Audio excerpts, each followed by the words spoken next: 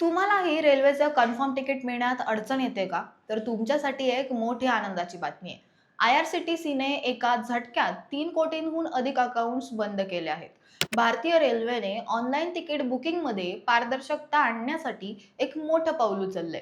दलाल आणि फसवणूक रोखण्यासाठी सुमारे 3 कोटी बनावट आणि संशयास्पद ऑनलाईन खाती कायमची बंद करण्यात आली आहेत. रेल्वे अधिकाऱ्यांच्या माहितीनुसार आता तिकीट बुकिंगसाठी आधार आधारित पडताळणी अनिवार्य करण्यात आली आहे. तसेच अँटीबॉट आणि CDN सारख्या आधुनिक तंत्रज्ञानाचा वापर केला जातोय, जेणेकरून ऑटोमॅटेड सॉफ्टवेअरद्वारे होणाऱ्या गैरप्रकारांना आळा बसेल.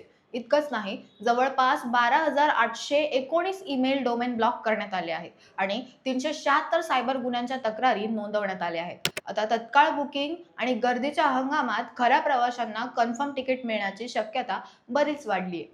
सामान्य माणसाला कोणत्याही दलालाशिवाय सहजपणे सीट मिळावी हे रेल्वेचे उद्दिष्ट आहे.